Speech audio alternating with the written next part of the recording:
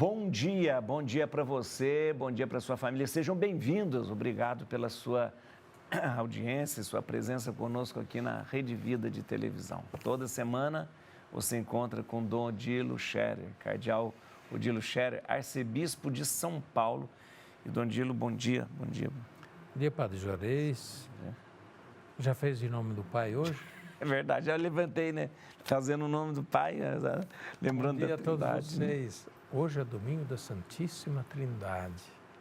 Por isso que estou perguntando ao Padre Juarez se já fez em nome do Pai, também em nome do Filho e em nome do Espírito Santo. Então, é a saudação à Santíssima Trindade, deveria ser a primeira coisa que a gente faz cada dia ao levantar e fazer o sinal do cristão, o sinal da cruz, e pronunciar esta belíssima intenção e saudação. Começo este dia em nome de Deus, Pai, Filho e Espírito Santo.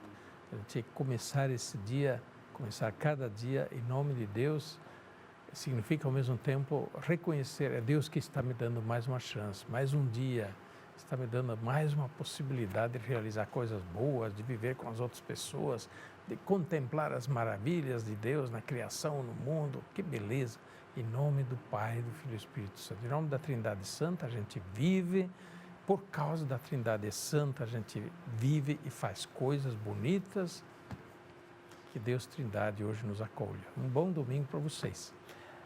Bom domingo, e a gente já vai começar falando, hoje esse dia bonito, logo depois do domingo, o domingo seguinte a Pentecostes, é o domingo da Santíssima Trindade. Dom Odilo já nos deu uma belíssima introdução, mas o evangelho de hoje é de João capítulo 3, versículo 16 a 18, e é justamente: Deus enviou o seu Filho ao mundo para que o mundo seja salvo por ele, né, que nós lembramos nesse evangelho, né, Dom Odilo? Exatamente. Esse texto do Evangelho de São João é tirado da conversa de Jesus com Nicodemos. Sim. Onde Jesus, de fato, diz, né, da sua missão no mundo por parte de Deus. Foi o Pai que o enviou como sinal do amor do Pai ao mundo. Deus tanto amou o mundo que ele enviou o seu Filho único. Todo que nele crê tem a vida eterna. Mas nesse contexto também fala do Espírito. Jesus fala do Espírito. O Espírito sopra onde quer, né? O Espírito Santo é que move o mundo, move também os corações, move a fé e recomenda Jesus, e São João recomenda isso em várias outras partes, que nós devemos estar atentos à voz do Espírito Santo, à ação do Espírito Santo. Em outras palavras, aqui, a ação de Jesus é ação em nome do Pai e também em nome do Espírito Santo. Jesus não age unicamente por si, né?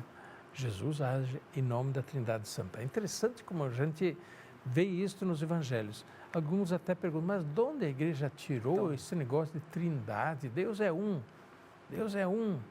É verdade, Deus é um.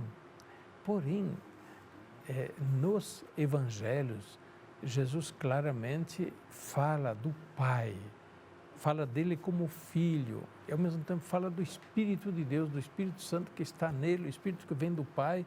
Quer dizer, existe nas palavras e na vivência de Jesus justamente esta relação trinitária, esta relação de unidade, né, das três pessoas, mas a mesma realidade divina, o mesmo Deus que desta forma se manifesta como Pai, como Filho e Espírito Santo, que age como Pai, como Filho e Espírito Santo, que tem relação de Pai, de Filho e Espírito Santo. Para quê? Pela nossa salvação, pelo nosso bem. E Jesus, portanto, na sua vida, na sua palavra, nos revela a Trindade Santa. E aí está uma grande novidade do cristianismo. Sim. Que revela Deus de uma forma bem mais ampla do que isso já vinha acontecendo também desde o Antigo Testamento. Deus se revela também como Trindade já no Antigo Testamento, mas isso não aparece tão claro ainda. É o Filho que vindo ao mundo, mediante o mistério da encarnação, revela a Deus assim, Deus Pai, Deus Filho, Deus Espírito Santo, não três deuses. Não, é uma única realidade, um único Deus.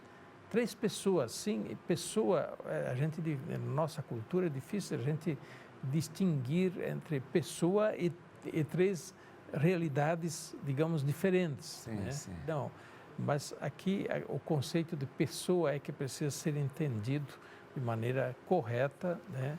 Para podermos então também entender em que sentido falamos em três pessoas em um só Deus. A gente costuma dizer, né, para explicar de uma forma mais prática, uma natureza, a natureza divina, né, que se divide em três pessoas. Temos né? tanta simbologia, né? Tem até quem use a folha do trevo, né?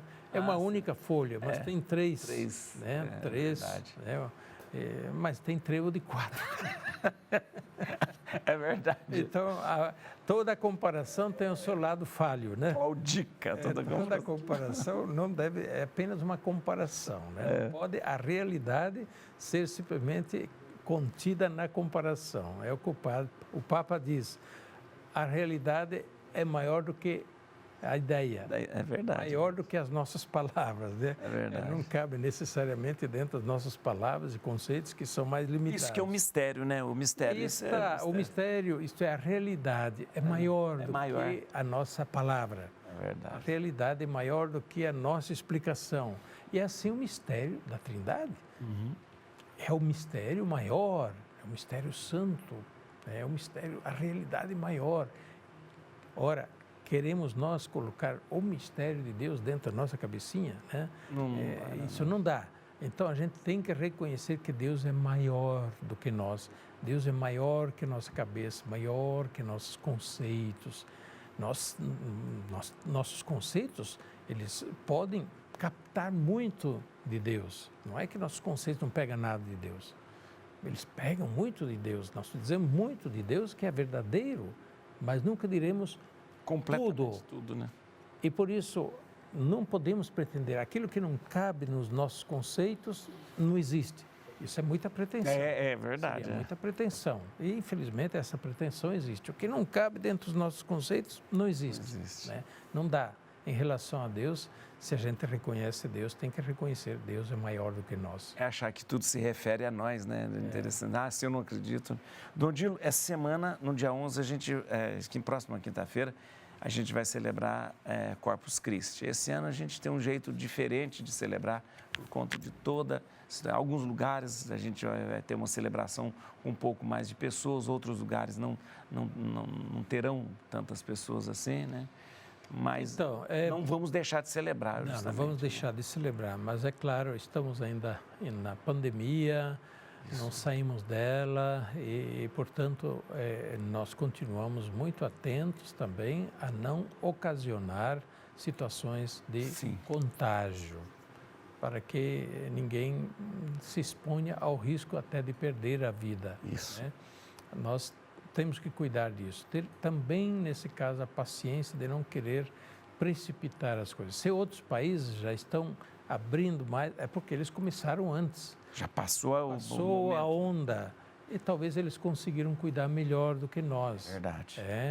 No outro dia conversava com uma pessoa e disse, não, no meu país, aqui, falava lá de fora, aqui realmente a quarentena é quarentena. É quarentena. Todo mundo em casa. Rua vazia, é o que a gente via na televisão. Aqui entre nós, quarentena, mais ou menos. Mas sempre então, é difícil, talvez nós vamos ter mais tempo de problema, porque não conseguimos reduzir, barrar a difusão, né, do vírus. Então, a festa de Corpus Christi também é afetada pelo vírus, mas nós não vamos deixar de manifestar a nossa fé. E é claro que aqui pode ser diferente nos lugares diferentes do Brasil. Tem lugar que talvez até já faça missa na praça pública, procissão. É possível, em cada lugar é que deve saber. Nós aqui não temos uma regra única para todo o Brasil, que é tão grande e situações tão diferentes. Mas onde não dá para fazer, certamente dá para fazer a adoração eucarística em preparação nesses próximos dias. Dá para fazer a celebração eucarística bem bonita, e transmitir Isso. com a presença mínima de pessoas, onde já é possível ter mais pessoas, pois que seja, mas cada lugar é que vai saber.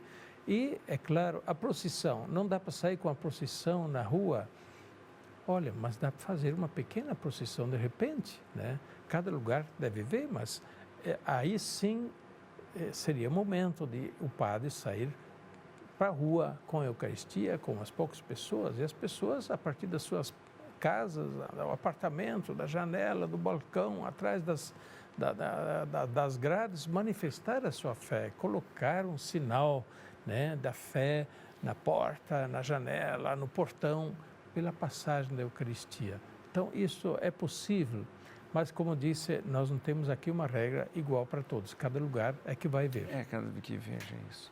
Dom Odilo, então vamos terminando. Aliás, nós temos que lembrar, porque nós temos tanto, dia 9, né, vai ser dia de São José de Anchieta, que é um santo muito ligado à nossa arquidiocese. Como é que faria São José de Anchieta se estivesse nesse tempo? Então, como é que faria, né? Porém, a gente pensa, será que no tempo dele não havia isso? Também esses momentos, havia, né? As pestes. Sim, havia as até pestes, com maior gravidade do que... Com gravidade maior, porque não se sabia como enfrentar. Bom, enfrentavam fugindo. Fugindo, A verdade é que o isolamento social era a medida mais usada. Não tinha remédio. Vacina, não tinha remédio, não tinha hospital para todo. Quem podia fugia, se isolava. E é isso que hoje está sendo aconselhado. No tempo de Anchieta, provavelmente havia também estas viroses que circulavam, só que não havia tanto trânsito de pessoas, não havia tanta movimentação, avião. Então isso ficava mais reduzido, mas que havia. Essas pandemias também havia no passado, as grandes pestes, mas também aqui no Brasil, de repente uma virose no meio de uma tribo de índio quase matava todo mundo. Só que não se espalhava porque não havia muito contato e, portanto, morria ele mesmo, né? E lembrando, só para a gente não deixar passar, mas o dia sábado que vem também é dia de Santo Antônio de Pádua, Santo Antônio de Lisboa, para quem preferir, mas é dia de Santo Antônio. Vamos ter uma semana cheia, né? Cheia, olha só. Hoje Santíssima Trindade, Corpus Christi, depois São José de Anchieta, Santo Antônio. Pois é, uma semana para ser vivida intensamente, apesar das limitações. E para a gente lembrar, nós não estamos sozinhos. Deus está olhando para nós, Deus nos acompanha. Os nossos santos, eles devem estar lá no céu, de joelhos intercedendo por nós. É verdade. Eles não estão alheios à nossa dor, ao nosso sofrimento, à nossa angústia. Nós não estamos sozinhos.